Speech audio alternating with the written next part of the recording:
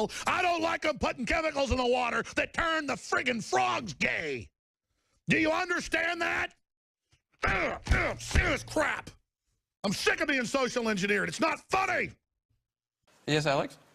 The gay frogs thing? Yeah. Well, in all seriousness, how are frogs supposed to do their job? I mean, I think they should be straight. But how can he tell if they're gay or not? Well, did he go to the Soho farmhouse?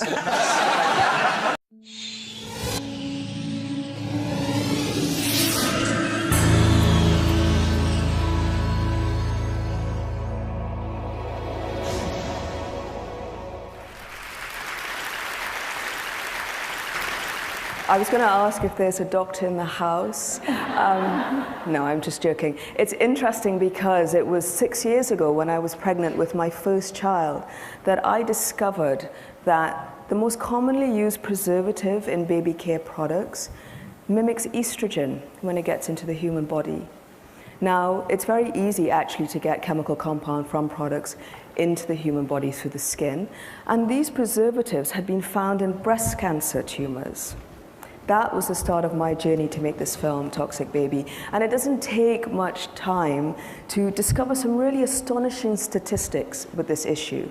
One is that you and I will have between 30 to 50,000 chemicals in our bodies that our grandparents didn't have.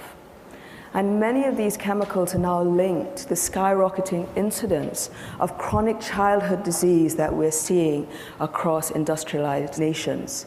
I'll show you some statistics. So for example, in the United Kingdom, the incidence of childhood leukemia has risen by 20% just in a generation, very similar statistic for childhood cancer in the US. In Canada, we're now looking at 1 in 10 Canadian children with asthma. That's a 4-fold increase. Again, similar story around the world. In the United States, probably the most astonishing statistic is 600% increase in autism and autistic spectrum disorders and other learning disabilities. Again, we're seeing that trend across Europe, across North America. And in Europe, there's certain parts of Europe where we're seeing a 4-fold increase in certain genital birth defects.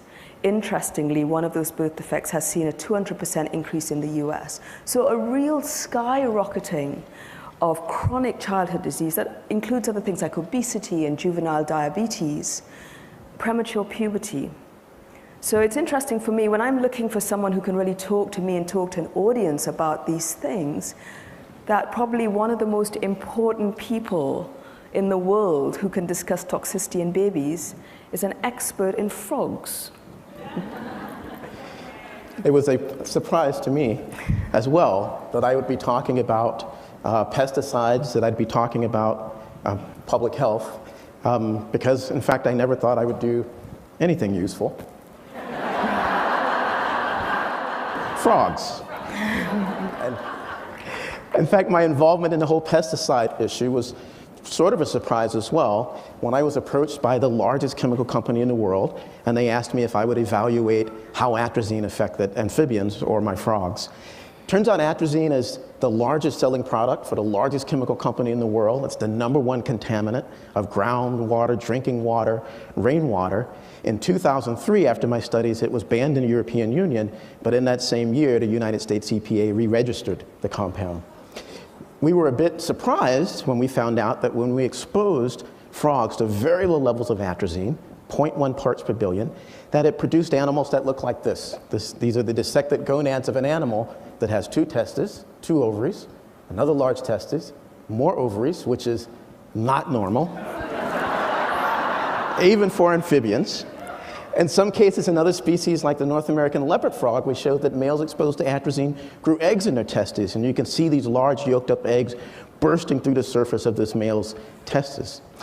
Now, my wife tells me, and I'm sure Penelope can as well, that there's nothing more painful than childbirth, that I'll never experience it, I can't really argue that, but I would guess that a dozen chicken eggs in my testicle would probably be somewhere in the top 5.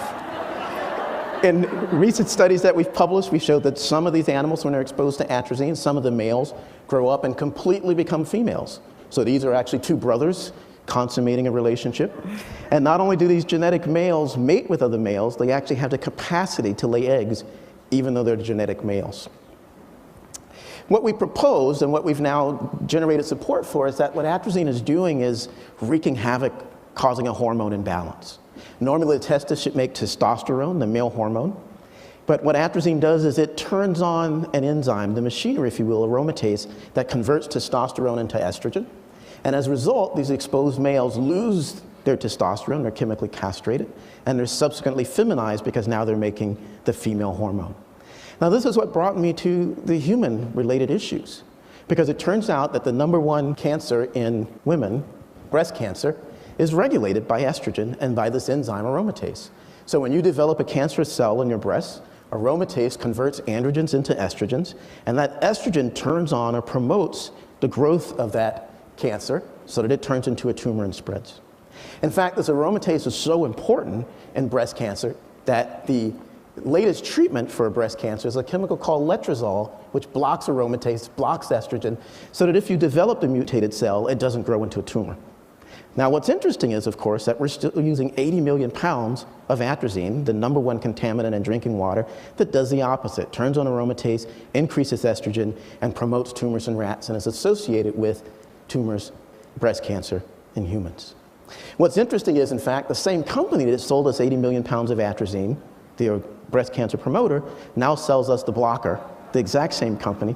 And so I find it interesting that instead of treating this disease by preventing exposure to the chemicals that promote it, we simply respond by putting more chemicals into the environment.